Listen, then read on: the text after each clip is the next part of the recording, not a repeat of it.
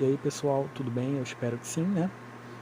Estamos aqui em 2022, fazendo o primeiro vídeo do ano. Eu fiquei um tempinho sem fazer nada. E aí hoje eu volto com essa novidade muito esperada por quem é fã de anime, fã de mangá, fã de shonen, que é a continuação direta de Nanatsu no Taizai, do Nakaba Suzuki, a obra Os Quatro Cavaleiros do Apocalipse, ou, na tradução real, no título original da obra, Mokushiro no Yonkishi, que é essa obra que continua, que expande o universo dessa história tão legal, tão interessante do Nakaba Suzuki. Hoje eu vou falar sobre o primeiro capítulo dessa obra, que é o capítulo com o título de O Garoto Zarpa.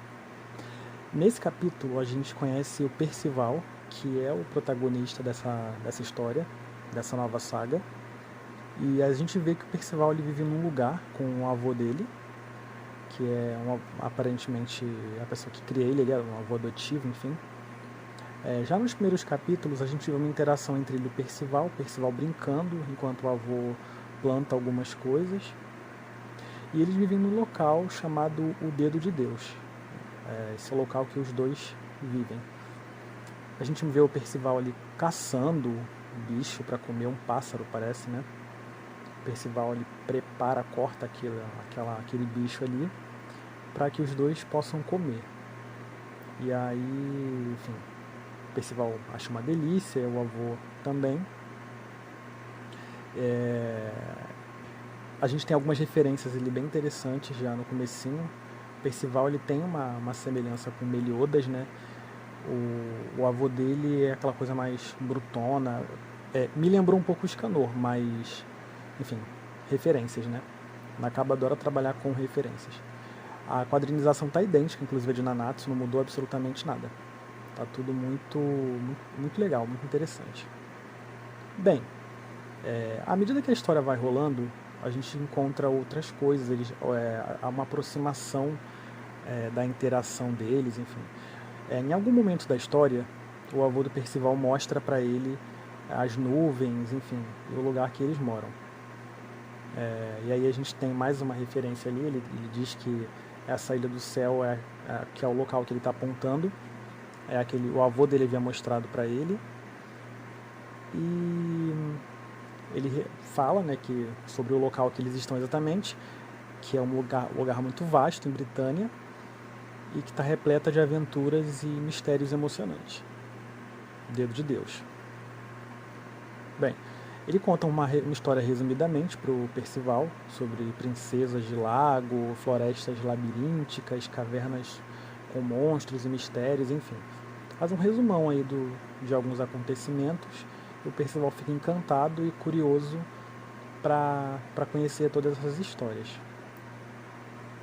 Aí os dois vão dormir, Percival tem um sonho ou imagina alguma coisa, e aí ele começa a pensar naquelas princesas e cavernas, enfim.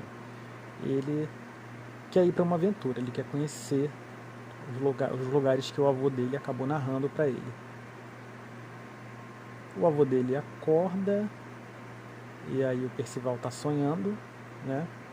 Já tem um flash do Percival sonhando, e aparece um cavaleiro bem à frente do Percival, com uma armadura, e esse cavaleiro diz que ficou surpreso e que ele derrubou o mensageiro dele, a julgar pelo resultado, definitivamente é ele. E aí ele diz lá que procurou ele durante muito tempo, e o cavaleiro diz para ele que ele é o cavaleiro que navega em um barco de longe pelos céus. No caso, o Percival diz pro cavaleiro, né? Claro. E aí o cavaleiro diz que está procurando uma pessoa que por acaso pergunta para ele se por acaso ele conhece um homem com o nome de Balgues. E o Percival fala que esse é o nome do avô dele. E aí ele fala, então você é o neto do Balgues. E aí o Percival fica, pô, mas quem é você? Ele fala que é um velho amigo da época em que eram cavaleiros sagrados. Ele diz que rompeu os laços com ele há 16 anos, mas agora ele tem negócios urgentes para tratar com o avô do Percival. E o Percival meio que tipo, eu vou te mostrar então o meu avô, vou te levar lá. Beleza. E a gente tem um avanço, na história, o cavaleiro vai até o Percival, enquanto o Percival fica vendo lá as coisas do cavaleiro, né? Vendo o barco, enfim, vendo tudo que ele usou lá para navegar. Enquanto isso, o avô do Percival tá lá de boa, fazendo as coisas dele lá, as tarefas de casa. O cavaleiro aparece, ataca ele repentinamente. E aí os dois começam a lutar, né? Ele lembra lá que fazem 16 anos que que nós traímos nosso mestre e fugimos. E aí beleza. O avô do Percival e esse cavaleiro começam a lutar. O Percival chega lá de cima e meio que manda ele parar e pergunta o que ele está fazendo com o avô dele.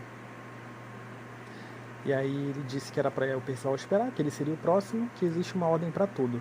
Enquanto isso, a porrada está comendo entre o avô do Percival e esse cavaleiro. O Percival está com uma pedra, alguma coisa do tipo nele. Começa a tacar inúmeras pedras, na verdade. E o avô do Percival pede para o Percival correr. Enfim, e o cara começa a cortar o avô do Percival. O Percival vendo aquilo tudo, chocado, o cavaleiro faz uma espécie de cruz no peito do Percival, né? Ele fica marcado com uma cruz no peito e ele, enfim, dá um golpe no cavaleiro, enfim.